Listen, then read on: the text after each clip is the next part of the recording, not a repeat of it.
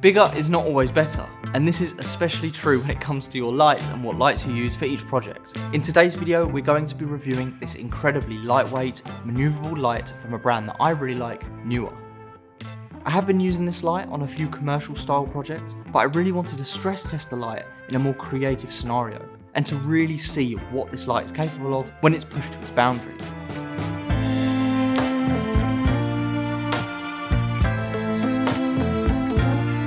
NEEWER did send me this light for free to keep after this review. However, when they sent me the link on the light, I was extremely excited to use something brand new and to use something I have never used before. And with that all said and done, let's get straight into the video. In recent years, and especially this year, I've been using a wide variety of different lights, and all of them have been quite big and heavy. So the first thing I noticed with this light was how lightweight it was. This thing weighs absolutely nothing, and it was such a breath of fresh air for me being able to just pick it up and mount it anywhere I wanted to. The light comes with this little magnet stand, which means you can attach to all the different magnets on the back of the light. However, this magnet does limit you on how we can mount the stand, but we'll get to that in a minute. It has all these little hooks on the back of the light as well, making it incredibly easy to mount it on C-stands and to mount it onto other stands, especially with this little hook at the top of the light here. I've said this in almost every single one of my lighting review videos, which is color balance, and it's pretty much standard now for every light to have the ability to change your color balance. I think this is incredibly important, especially with a light like this, but being able to change it from a warmer tone to a cooler tone is really, really important. Not only can you control the light's color temperature, you can also control its intensity in terms of brightness. After using this light in a more creative space as well, what I really noticed and what I really came to appreciate was the fact that this light is already very diffused because of the nature of the front white part of the light. So you have this really nice diffused soft light already, instead of having to add a diffusion sheet or needing to bounce the light. You already have this really nice, warm, soft light in any situation just by turning it on. I wouldn't say that this is necessarily a feature of the light, I would just say that it's part of the light itself, but the fact that you can just deflate this light and store it really well. You could store this light in your camera bag, you can store it in a lens box. It's so small and nimble, you could store it anywhere. And I really like that lightweight, maneuverability of the light. And to set up the light is equally as fast and efficient. You just put this little inflatable thing here. I honestly don't know what to call it, to be honest, but you just put it in here and you just softly blow it up like this. And I think having a light that can be so easily and quickly inflated and ready to go, I think is great for documentary filmmaking, short budget filmmaking, any type of project where you need to be very quick, nimble, and fast and get the shot that you need.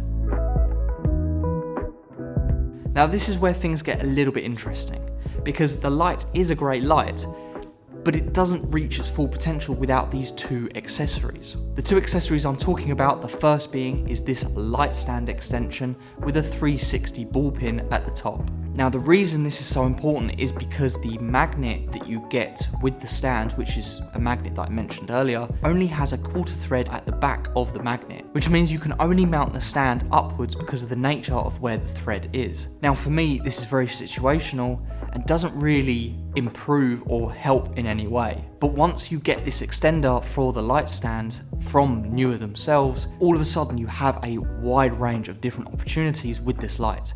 You can point it upwards, you can point it downwards, you can point it horizontally like I am now, creating a nice filler light kind of in the side of my face here. That wouldn't have been possible without this extender. The second accessory I'm going to talk about is this suction window cup thing here, which again has a quarter thread on the back, allowing you to attach this light to that magnet stand, giving you the ability to attach and suction cup this light to a window, to a car window, to a fridge, to a kitchen surface. And because of its lightweight nature of the light, you can attach it pretty much anywhere and it's not going to be a problem. Once I got those two extensions, it elevated this light to a whole new level and what it's capable of. And like I said, I just wish that that light extension was included in this light package straight away, so it would just make the whole experience a lot better. So if you do choose to get this light, I do highly recommend those two extensions, and I will link them all in the description below.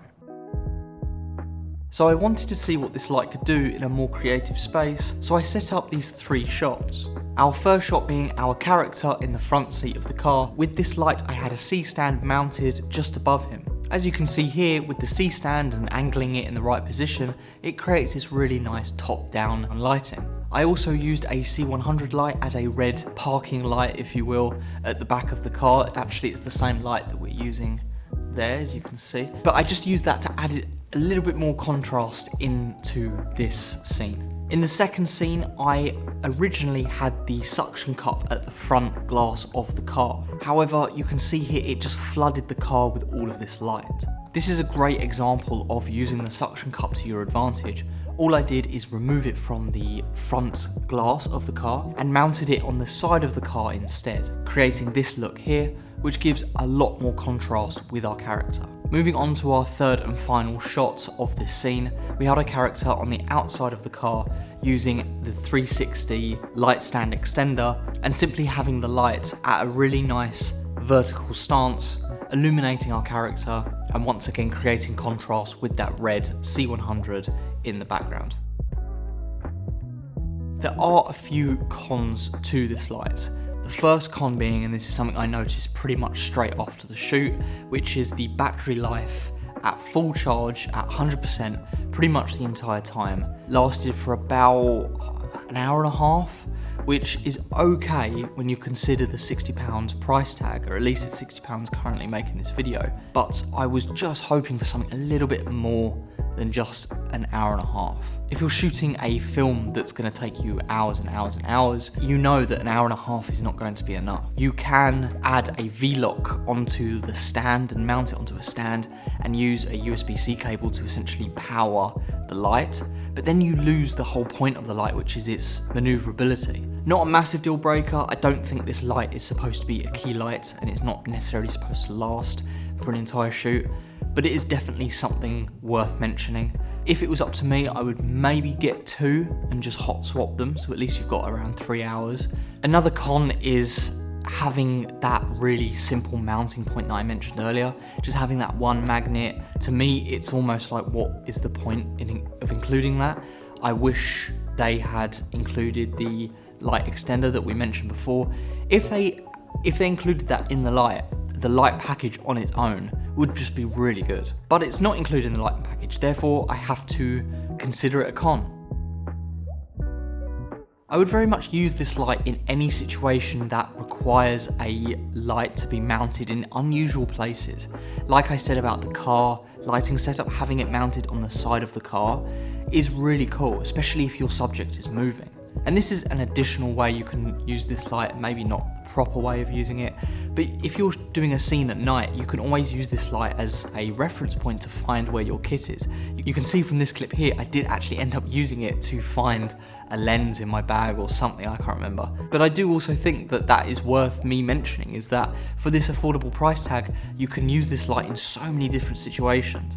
And it's only when you hold it and you realise how lightweight it is that you can really put this light anywhere.